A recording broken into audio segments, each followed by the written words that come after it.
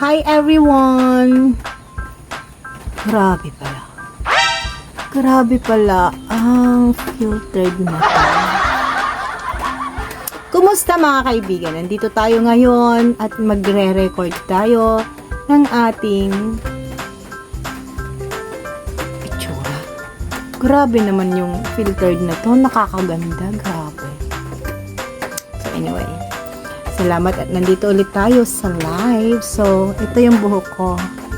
Yung mga bumili ng aking mga paninda, maraming salamat. Yung mga nag-order, maraming salamat. Bibihira nyo akong nakikitang nagiging kikay, ano? Kasi nandito ako sa probinsya at ako'y gustong gumawa ng mga garden.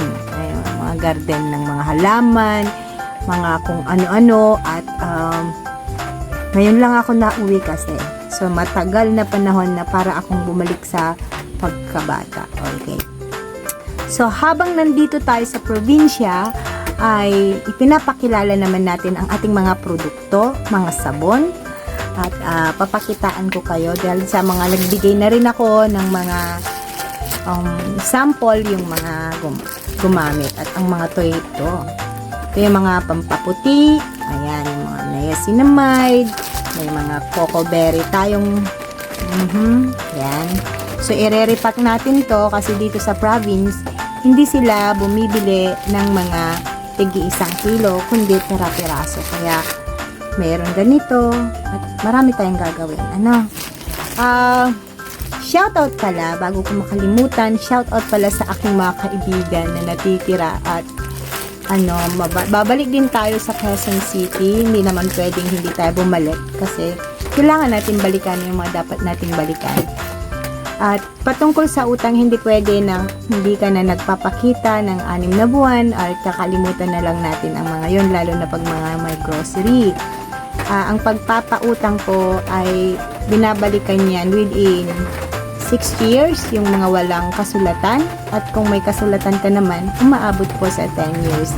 Kahit itanong niyo pa sa mga abogado. Ayan. Medyo maulan-ulan ang ating kapaligiran ngayon. Nandito po ako sa province namin sa Nueva Vizcaya. And, awan ng Diyos, okay naman dito. Sad lang ako kasi sa mga nakakikita na pumayat ako. Syempre, pumayat ako kasi isa na rin yun na nagpapayat ako. And I really gained that weight na gusto ko kasi sa Manila wala akong ginagawa dun eh. Pagkatapos kong maningil o magtinda, na andyan ka na doon sa bahay, kumakain, kasama si Jowa. And then, iba ang buhay sa syudad. Okay? Iba ang buhay sa probinsya. So, dito sa probinsya, naging super healthy ako kasi naiwasan ko ang pagkain ng maraming mga barbecue. Yan. Maraming mga fatty meat. Yan. Then, mostly, ang kinakain ko ngayon naging vegetarian ako. Bumalik ako sa dating pag-vegetarian natin. So, about health naman, meron pa rin at iniiwasan ko ang magpa-opera. Ayaw ko sana magpa-opera kasi hindi na tayo makasigaw kapag na-operahan tayo. So, ganyan.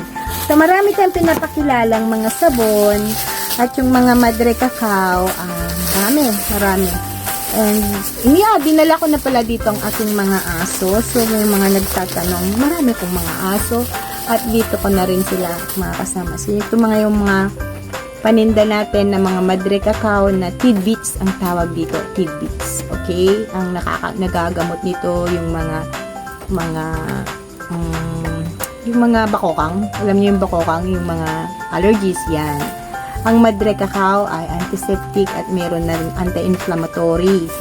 Kung gusto nyo pa maraming madre cacao dito, ang ginagawa ko, dinadagdag ko dito. Ayan.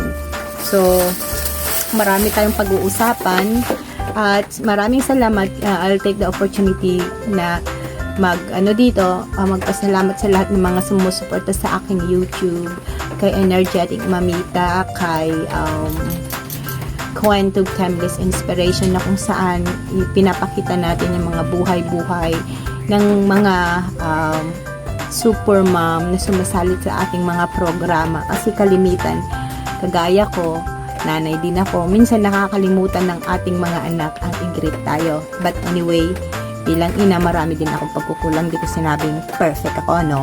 Ayun. So, marami akong ipapakilala sa inyo dati-rati kasi wala akong time magpakilala at mag-discuss sa ating mga produkto. So, bale, pinapakita ko lang sila, binibigyan ko sila ng sample at saka lahat ng mga gumamit at ganyan. So, nakikita nyo yung surroundings ko. Nandito ako sa bahay ng aking pinsan. Bahay kubo na ginawa kong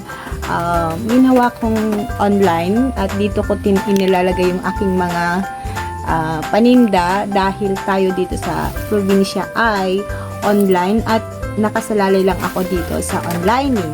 At sa lahat po ng mga kumukuha ng mga bigas pala, salamat ayan. So basically, magtatayo tayo ng ating branch dito sa lugar namin dito sa Nueva Vizcaya. Para kapag umuwi tayo dito, may papasyalan tayo dito. Ayan. Okay. Ang tanong, may balak pa bang umuwi sa Manila si Mamita? Of course naman. Babalik kami dyan ng kasama ko. Ng jowa ko. Ng asawa ko. Asawa. Ang kapal na mukha. Oh, yon. Sa mga nagsasabi pala, no, ito. Uy, masamang damo to. Kaya, nasa Panginoon na yon kung mamamatay ako o hindi.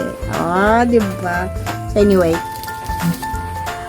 Sabi nila, makinig kayo. Sabi nila, uy, namumuliubi na si Mamita. Hoy!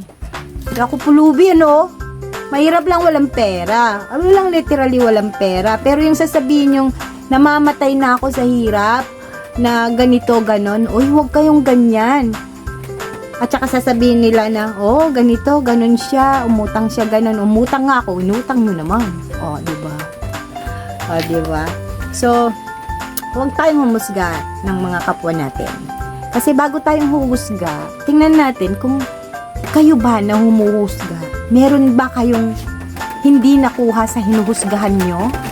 Okay? Wala bang naitulong sa inyo yung hinuhusgahan nyo? Real talk lang.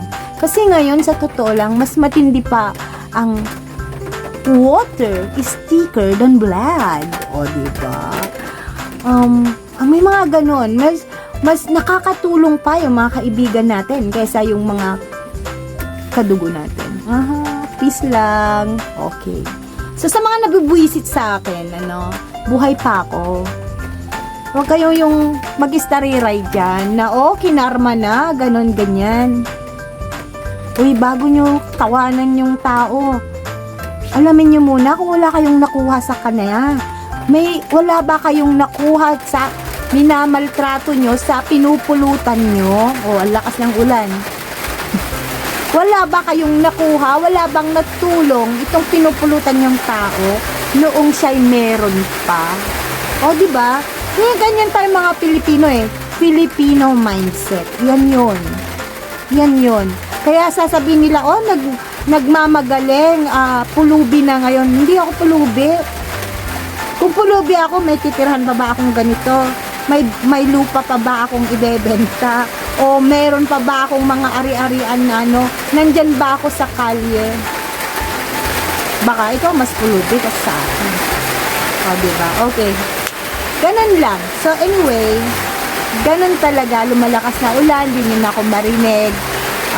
Magde-denoise tayo mamaya. So, keep ko na to at salamat at antabayanan kasi tayo magla-live selling ng mga damit at kung ano-ano pang meron tayong paninda na hindi ko nasikaso sa Manila.